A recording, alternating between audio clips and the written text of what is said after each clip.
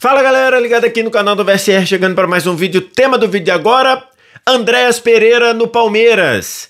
O jogador que nunca jogou no Alviverde, mas já chega como ídolo. Vamos falar sobre isso depois da vinheta.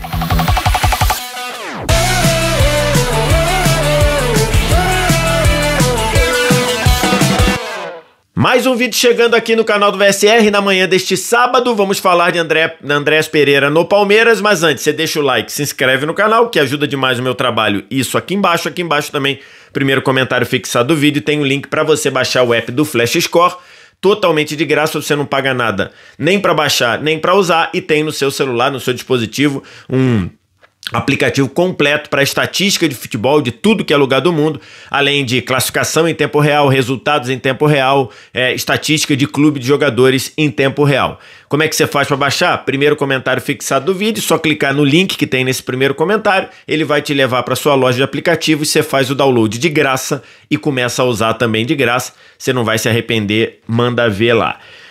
Tô gravando esse vídeo aqui na manhã de sábado para falar sobre o anúncio de Andréas Pereira como novo jogador do Palmeiras, anúncio feito pelo Palmeiras na tarde de sexta-feira. A gente já estava desde o início da semana sabendo e contando com o Andréas Pereira como reforço do Palmeiras, mas o Palmeiras só deixou para anunciar como deve ser quando tudo estava finalizado. E aí, eu queria analisar esta contratação sobre três aspectos, tá? Eu quero falar o fato do Andréas Pereira já chegar ao Palmeiras como ídolo, o fato do valor que o Palmeiras pagou pelo Andréas Pereira e os benefícios do Andréas Pereira para o time do Abel. Eu vou começar desse último item, tá?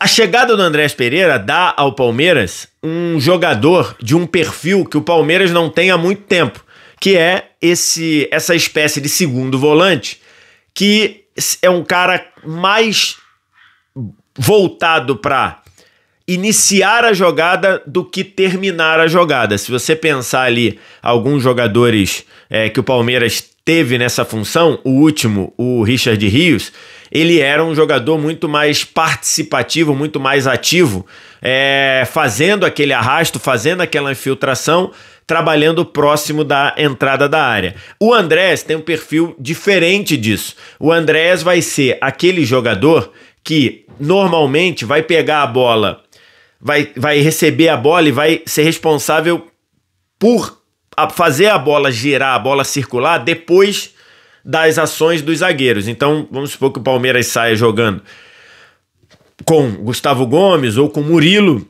ou eventualmente com Aníbal afundando, e aí um desses três jogadores, ou até um lateral fazendo essa saída, pode ser o Giai, por exemplo, fazendo a saída de três ali, o Giai pode ser o Giai fazendo isso. E aí, esse primeiro passe vai procurar o Andréas. O Andréas vai ali fazer ou a fuga de pressão, de repente se o outro time estiver marcando alto, o Andréas vai ser responsável por fazer essa fuga de pressão, ou vai ser o responsável por dar um passe que abre a jogada, que clareia a jogada. E nisso o Andréas é muito bom. O Andréas é um reforço muito bom para fazer esse papel. Ele tem também chegada em gol, chegada para batida na área, na meia-lua adversária? Tem, mas não é o super trunfo dele. Ele tem assistência, o passe que quebra a linha adversária? Ele tem também, mas não é a principal característica dele. Acho que ele vai se destacar muito fazendo esse tipo de trabalho, que o Palmeiras vinha encontrando alguma dificuldade, talvez desde a saída, desde do momento em que o Zé Rafael perdeu, deixou de estar no auge, muitos problemas físicos. O Zé Rafael fazia isso, só que vejo o Andréas fazendo isso com muito mais refino, com muito mais qualidade do que o próprio Zé Rafael. Nisso, acho que o Andréas pode dar um ganho para o time do Palmeiras, porque ele vai fazer isso de uma forma muito melhor feita, de uma forma muito mais precisa e até com muito mais brilho, do que outros jogadores vinham fazendo, do que o Evangelista, por exemplo. O Evangelista, uma característica muito mais próxima do Richard Rios, do que, eventualmente, o próprio Aníbal, às vezes, jogando um pouco mais à frente. Então, nisso, ele dá ao Abel algo que o Abel busca há algum tempo, que é esse toque de bola qualificado, esse segundo passe, o passe de fugir da pressão, ou o passe que clareia a jogada, muito bem qualificado. Então, nisso, é uma grande contratação, é um jogador em nível de seleção brasileira, inclusive nessas eliminatórias o Andreas foi convocado, fez gol, fez golaço pela seleção brasileira, então é um grande reforço do Palmeiras. Vai ter também, pode ser um 10, pode funcionar como um 10 próximo à área adversária? Pode, mas ali acho que o Maurício tem feito bem esse papel. Embora nos últimos jogos o Maurício esteja jogando da direita para dentro, mas ali você pode ter os dois coexistindo, né? O Andreas numa linha mais atrás, o Maurício numa linha mais à frente. Tem que ver a questão do Veiga aí, como é que funciona, né? Mas hoje o Maurício passou à frente do Veiga, isso tá evidente. Então é um acréscimo muito importante para o time do Palmeiras.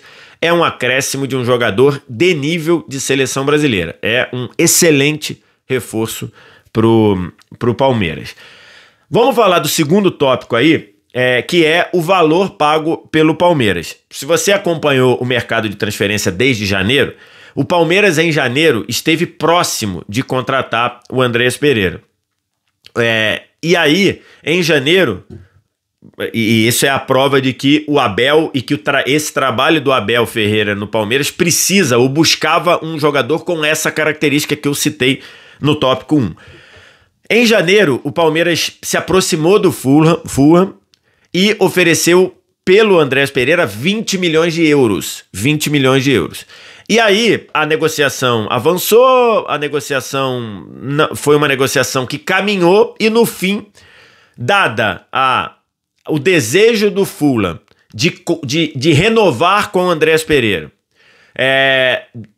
Outro motivo, o Fulham estava... janeiro lá para a Europa é meio de temporada, né? É começo de temporada pra gente aqui, mas é meio de temporada lá. O Fulham estava bem colocado ali entre os 10 primeiros do campeonato inglês, então o Fulham pensava fortemente em ir para uma competição europeia. Então, o Fulham ali acabou não querendo fazer negócio. O Andreas disse que queria num primeiro momento, depois parece que mudou de ideia, então acabou que em janeiro não aconteceu.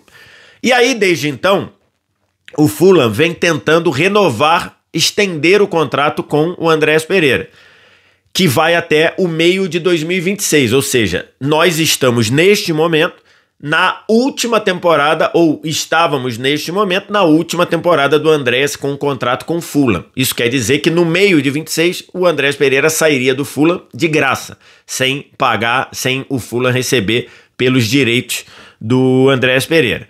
E o Fulham desde janeiro vem tentando estender esse contrato, aumentar esse contrato, e o Andreas Pereira e o seu staff disseram que não queriam renovar o contrato.